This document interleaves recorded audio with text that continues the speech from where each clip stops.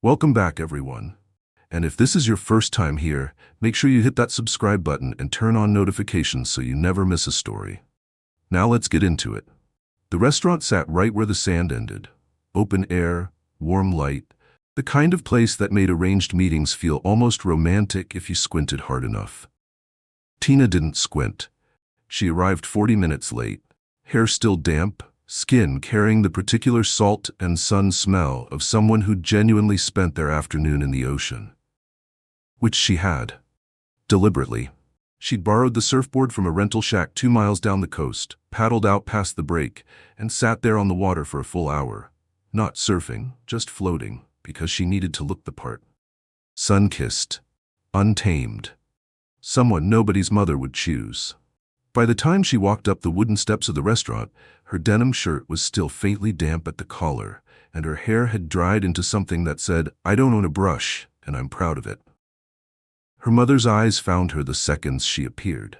The look lasted exactly 2 seconds. A full audit, a silent verdict, a controlled exhale through the nose. Tina read it perfectly. "We will discuss this later." She gave the smallest smile back that said, "I know." Ethan's family was exactly what she expected. His father, silver-haired, watching everything. His mother, composed and pearled, who smiled at Tina with the practiced warmth of a woman who had welcomed many auditions. And then Ethan. He stood when she approached, just slightly, just enough, and said nothing at all. That was the part she hadn't planned for. She'd rehearsed polite dismissal, stiff small talk, maybe a subtle wince at her appearance. What she got was stillness. He looked at her the way someone looks at a forecast they already know is wrong. Calm, patient, not convinced. She sat down, reached for the water glass. Let the silence stretch just long enough to signal she didn't care about filling it. He still said nothing, and for the first time all evening, Tina felt the faint, inconvenient awareness that silence from the right person is never actually quiet. She gave it everything she had. Over the appetizers, she mentioned the Southeast Asia trip. Solo, obviously. She didn't really do group travel, with the casual ease of someone who books flights the way other people order takeout. She let it sit in the air just long enough to be noticed, then moved on, because that's what people like her did. They didn't linger on their own adventures. There were simply too many. By the main course, she'd worked in the cargo boat. 3 weeks, she said. No Wi-Fi, no itinerary, just a bunk and the Atlantic and a crew who didn't speak much English. She'd picked up the trip from a notice board in Lisbon. She'd gone alone. She'd do it again. Across the table, her mother had gone very still in the specific way that meant she was mentally rewriting her will. Ethan's parents asked polite questions. His mother tilted her head with interest that Tina suspected was genuine, which was an unwelcome complication. His father nodded slowly, the way older men nod when they're deciding something privately. And Ethan listened. That was all. He just listened. No raised eyebrows, no performance of being impressed, no flicker of the concern she was aiming for. He held his glass and he listened to every word she said with the full, unhurried attention of someone who had nowhere else to be. When she finished, the cargo boat story landing exactly where she'd intended, in a silence that should have felt like discomfort. He said it. "That sounds lonely, actually. Not wow. Not that's impressive or I could never or the faint alarm she'd been engineering toward. Just that. Quiet, direct, and entirely without judgment, which somehow made it worse." Tina opened her mouth, closed it. She had 17 versions of herself prepared for that dinner table. She had deflections and diversions and 3 backup anecdotes ready to deploy if the conversation turned. What she did not have, what she had never once thought to prepare, was an answer for someone who looked at her carefully constructed chaos and saw underneath it something that resembled loneliness. She reached for her water glass and said nothing. The invitation arrived as a text. No preamble, no pleasantries. Just a time, a location, and 3 words at the end. Low-key, no pressure. Ethan's company was hosting a small coastal retreat. 2 days, a handful of people, a rented property somewhere with a dock and a view. He thought she might enjoy it. Tina read it twice. Then she read it again, looking for the angle, the implication, the quiet pressure disguised as casual. It wasn't there. It was just an invitation. Extended without expectation, which somehow made it harder to refuse than if he'd insisted. Her mother, when she heard, treated it like a peace summit. She appeared in the kitchen doorway with the specific expression of a woman choosing her words with surgical care and said simply, "Go, Tina, please." So she went. Obviously she went, but she went armed. She wore the jacket. She kept the sunglasses on longer than necessary. She arrived with the backpack instead of a proper overnight bag and made sure to mention twice before dinner that she was only staying one night. She was very busy. She had things. She gestured broadly at a life that kept her elsewhere. Ethan absorbed all of it without comment. The retreat was small. 8 people, easy conversation, a long table that caught the last of the evening light beautifully. Tina performed graciously through dinner, through drinks, through the slow dispersal of guests toward their rooms. She was warm when it served her and distant when it didn't. She was, by any measure, excellent at this. And then somehow it was 11 o'clock and the dock was empty and Ethan was there with 2 cups of coffee and she couldn't find a clean reason to walk away. She sat down. They talked. Not about families or futures or the careful architecture of what their mothers wanted. They talked about small things that grew large. A book he'd read 3 times, a year she'd lost to a job that asked everything and gave back very little.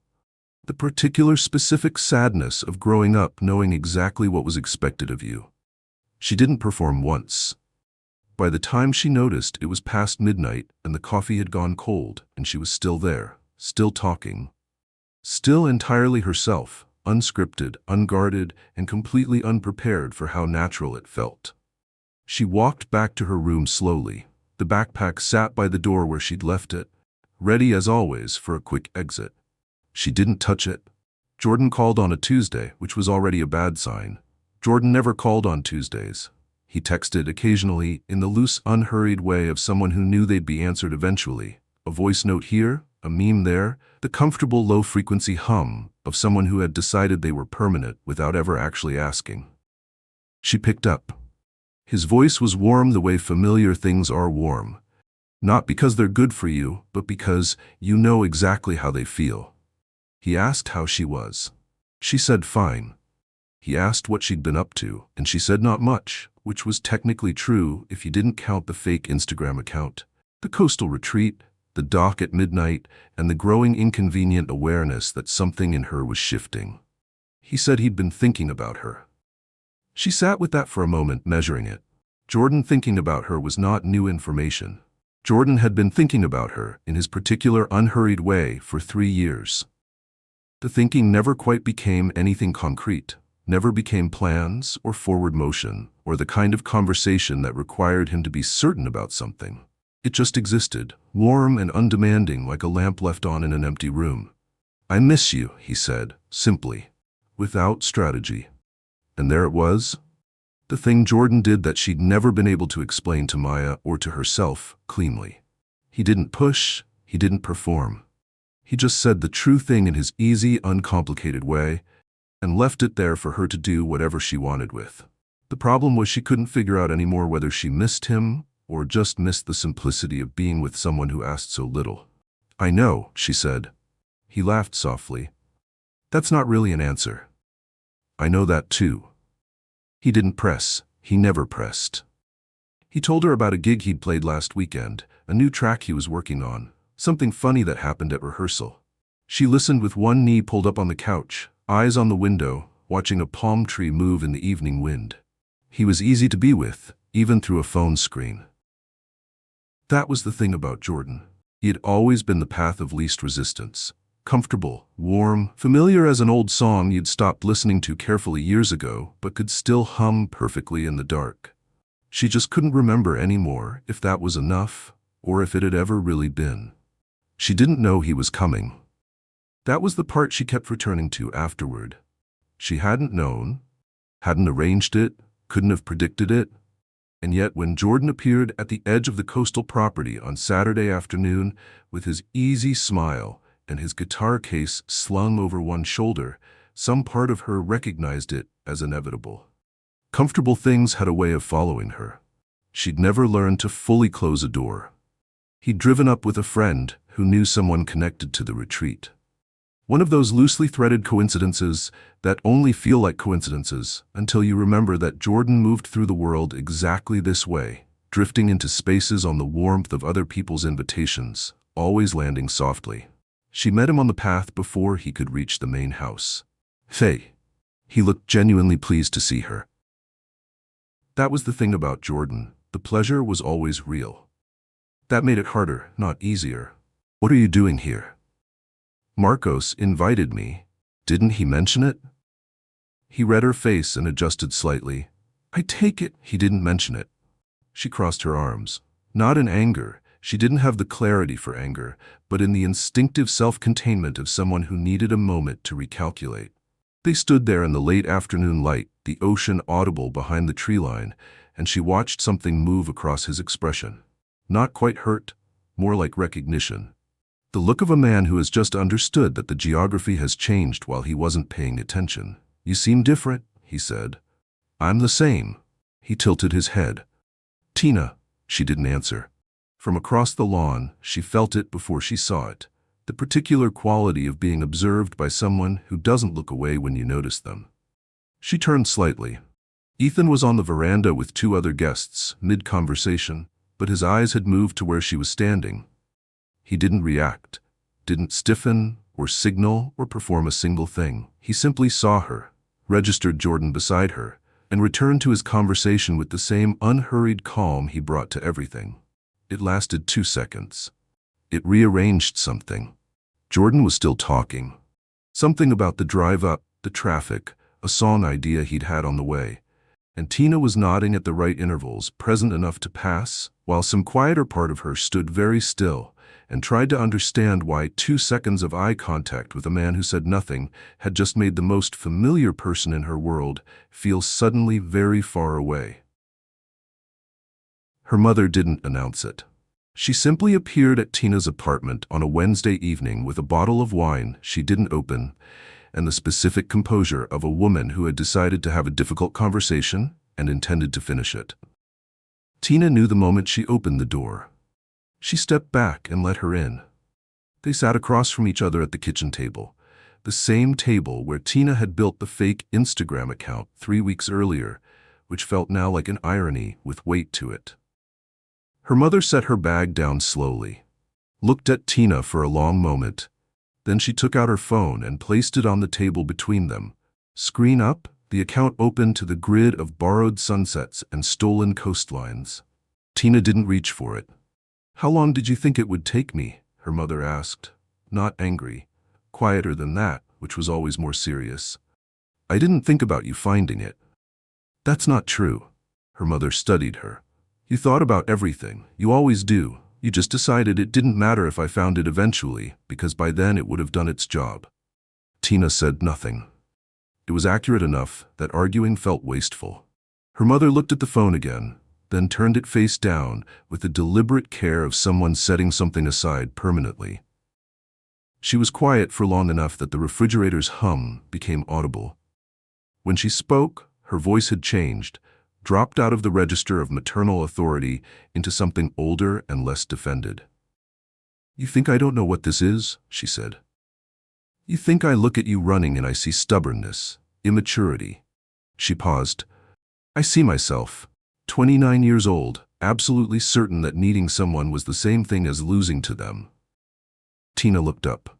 I built my own version, her mother continued. Mine wasn't an Instagram account. Mine was a career I hid behind for 6 years and a personality I put on every morning like a coat. She met Tina's eyes steadily. I know what running looks like, Tina. I invented the particular style you inherited. The silence that followed was not uncomfortable. It was the kind that comes after something true has been said, and both people need a moment to let it settle into the floor. Tina looked at the phone lying face down between them. I didn't know it was that obvious, she said finally. Her mother almost smiled. Only to someone who built the same thing and watched it cost her more than it protected her. She picked up her bag, stood, paused at the kitchen doorway with her hand on the frame, and for just a moment, in the posture and the stillness, Tina saw it. The echo, the inheritance, the thing she'd been running from that had apparently been running alongside her the entire time. I'm not asking you to marry him, her mother said quietly. I'm asking you to stop performing long enough to find out what you actually want. She left without the wine. Tina sat at the table for a long time after, in the quiet apartment, with the phone face down between her hands and the particular unsettled feeling of a woman whose cleanest narrative has just been handed back to her, gently, in pieces. He found her on the dock again. Same spot, same hour, as if they had quietly agreed on it without either of them saying so. The water was dark and the lights from the property reached only so far before the night took over, and she had been sitting there long enough that the wood had cooled beneath her. Ethan sat down beside her without asking. He didn't have coffee this time. He didn't have anything. Just himself, unhurried as always, settling into the silence with the ease of someone who had never needed noise to feel comfortable. She waited for him to begin carefully, to choose his words with the precision of a man who had been assembling a speech. Instead, he looked at the water for a while and then said it plainly, the way he seemed to say everything. I know you've been performing. Tina kept her eyes on the water. I don't know what you mean. Yes, you do.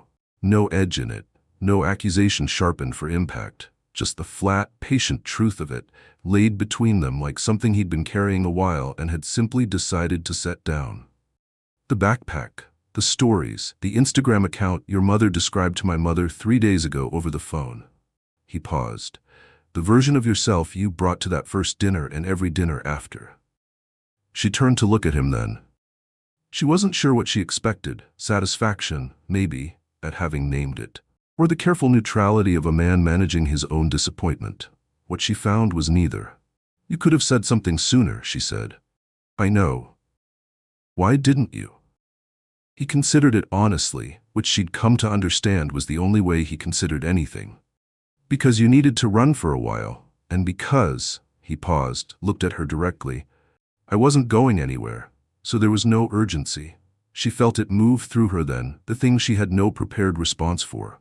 Not attraction, or not only that.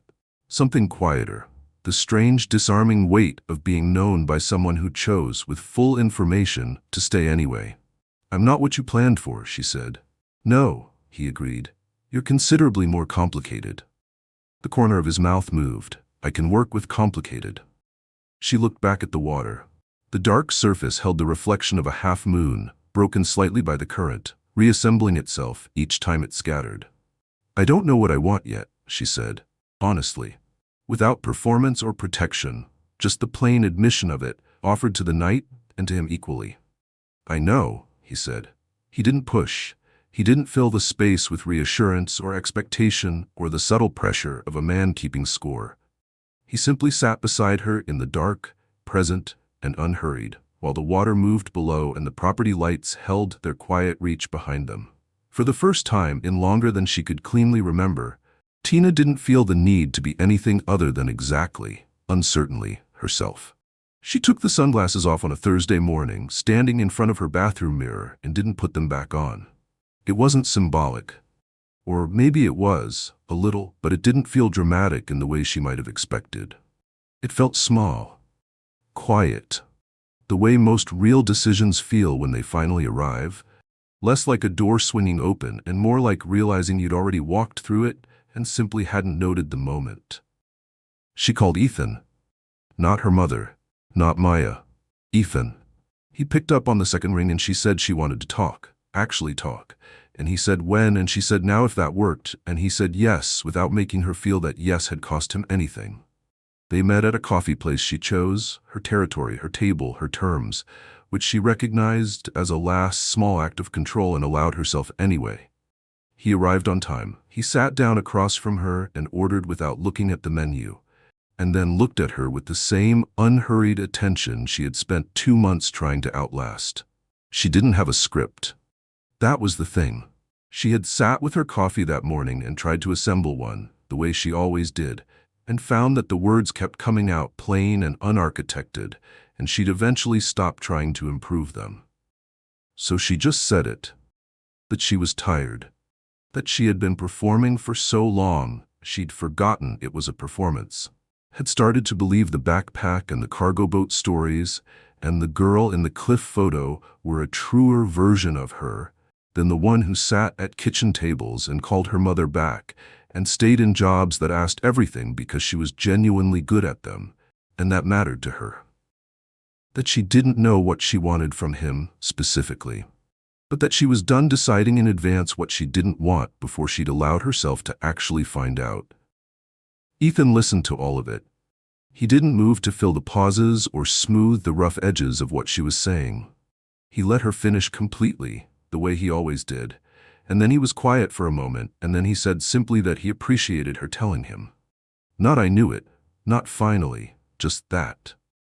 Clean, without weight. She wrapped both hands around her cup.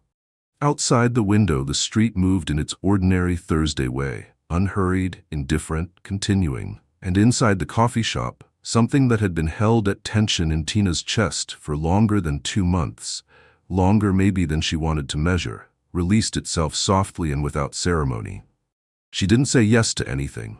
There was no proposal on the table, no contract, no shape yet to whatever this was or wasn't going to become. There was just a small table and 2 cups of coffee and a conversation that for the first time had no exit strategy built into it.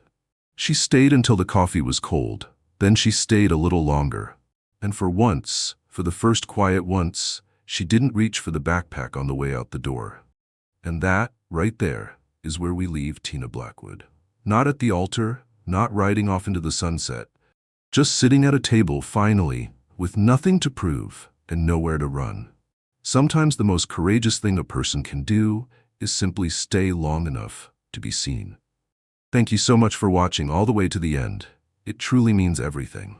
If this story moved you, made you think, or kept you hooked from that very first scene on the beach, then this channel is exactly where you belong. Hit that subscribe button right now so you never miss a story, and make sure you like this video and share it with someone who needs to hear it today. Every share helps this community grow and keeps these stories coming. We'll see you in the next one. Don't go too far.